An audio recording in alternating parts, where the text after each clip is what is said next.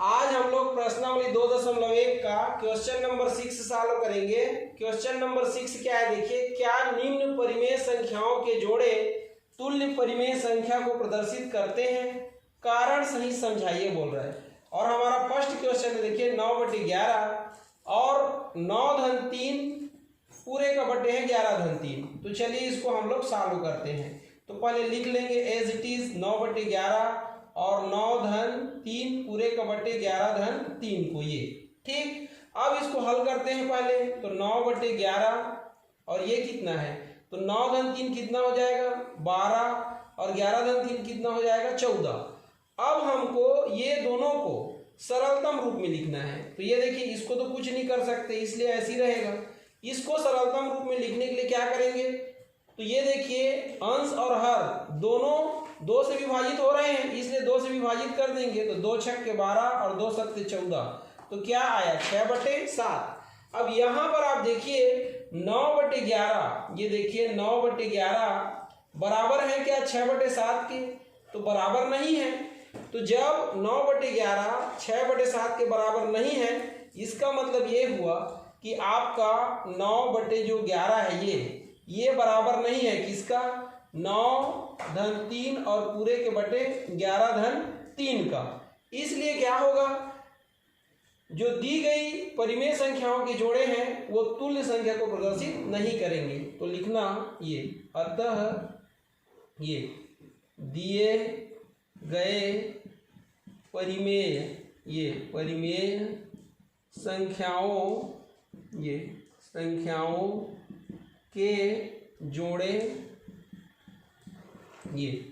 जोड़े तुल्य परिमेय संख्याओं या संख्या को प्रदर्शित ये नहीं करते हैं, ये आपको लिखना है। अगर ये कहीं दोनों बराबर आ गया रहता तो आप क्या लिखते, दिए गए परिमेय संख्याओं के जोड़े तुल्य परिमेय संख्या को प्रदर्शित करता है लिखते। और दोनों बराबर नहीं आया इसलिए दिए गए परिमेय संख्याओं के जोड़े तुल्य परिमेय संख्या को प्रदर्शित नहीं करते हैं, ऐसे आपको लिखना है, ठीक। अब हम लोग प्रश्नावली 2.1 का क्वेश्चन नंबर 7 सॉल्व करेंगे। क्वेश्चन नंबर 7 क्या बोल रहे हैं देखिए, ऋण 3/8 को ऐसी तुल्य परिमेय संख्याओं के रूप में व्यक्त कीजिए जिनका पहला अंश ऋण 6 हो, दूसरा में अंश 12 हो, तीसरा में हर ऋण 24 हो और चौथा में हर ऋण 32 हो बोल रहा है, ठीक। तो हम लोग ये फर्स्ट को पहले सॉल्व करेंगे, ठीक। तो अंश कितना हो, ऋण 6 हो। तो हमारा देखिए परिमेय संख्या क्या है, ये है ऋण 3/8। इसके अंश को कितना बनाना है देखिए ऋण 6। तो आप सोचिए इसमें हम इसके अंश में किसका गुणा करें कि अंश क्या हो जाए, ऋण 6 हो जाए, ठीक है। तो यहाँ पर देखिए ऋण 3/8 के अंश में अगर हम 2 का गुणा करें तो बैलेंस करने के लिए नीचे भी 2 का गुणा करना पड़ेगा। तो इस स्थिति में देखिए ऋण और धन का गुणा क्या होता है, ऋण होता है। और 2 तिया कितना हो जाएगा, या 3 दूनी कितना हो जाएगा 6 ये, और 8 दूनी कितना हो जाएगा 16। तो हमको क्या बोला था, अंश ऋण 6 होना चाहिए, तो अंश ऋण 6 आ गया ना, ठीक। तो ये हमारा आंसर हो गया। अब हम सेकंड को सॉल्व करेंगे। तो सेकंड क्या है देखिए, ये अपना फर्स्ट है। सेकंड क्या है, अंश कितना होना चाहिए देखिए, ये अंश 12 होना चाहिए। तो हमारा परिमेय संख्या क्या है, ऋण 3/8 है। अब अंश को आपको क्या करना है, 12 करना है। तो ये कितना है, ऋण 3 है, तो किसका गुणा करोगे तो 12 आ जाएगा। तो 3 चौक 12 होता है, लेकिन 4 का गुणा करने से नहीं आएगा, किसका गुणा करने से आएगा, तो ऋण 4 का। ये तो 8 में भी किसका गुणा करना पड़ेगा नीचे, ऋण 4 का। ये देखिए ऋण धन और 4 तिया 12 ये, और धन और ऋण क्या हो जाएगा, ऋण हो जाएगा। और 8 चौक कितना हो जाएगा 32। अब देखिए हर में ऋण होता नहीं है इसलिए ये क्या हो जाएगा, ऋण 12/32 हो जाएगा ये, ठीक। लेकिन आपको करना क्या था, तो आपको अंश को धन 12 लाना था। तो ऐसे ही रहेगा ये आपका क्या हो जाएगा, आंसर हो जाएगा। तो फर्स्ट का आंसर ये हो जाएगा, सेकंड का आंसर ये हो जाएगा। ऐसे आपको सॉल्व करना है। अब हम लोग थर्ड को सॉल्व करेंगे। ठीक, तो थर्ड क्या है देखिए, तो थर्ड है हमारा हर कितना होना चाहिए, ऋण 24 होना चाहिए। तो हमारा परिमेय संख्या क्या है, ऋण 3/8। अब सोचिए हर में कितना लाना है आपको, ऋण 24। तो 8 तिया कितना होता है 24, तो किसका गुणा करना पड़ेगा आपको, ऋण 3 का, तभी तो ऋण 24 आएगा। और बैलेंस करने के लिए ऊपर भी ऋण 3 का गुणा करना पड़ेगा। तो ऋण कितना हो जाएगा, धन हो जाएगा, और 3 तिया 9 ये, और 8 तिया 24, तो धन ऋण कितना, तो ऋण 24 ये। आपको क्या लाना था, हर में ऋण 24 लाना था, ये देखिए लाना था ना, आ गया। अब चौथा को सॉल्व करेंगे। तो चौथा क्या है देखिए, हर कितना हो, ऋण 32 हो बोल रहा है। तो हमारा परिमेय संख्या क्या था, ऋण 3/8। अब हर जो है ऋण 32 कैसे आएगा, तो 8 चौक 32 होता है, लेकिन ऋण 4 का गुणा करोगे तो ऋण 32 आएगा। इसलिए बैलेंस करने के लिए ऊपर भी ऋण 4 का गुणा करना पड़ेगा, तो ऋण धन हो जाएगा। और 3 चौक कितना हो जाएगा 12, और 8 चौक 32, धन ऋण क्या होगा, ऋण 32 ये।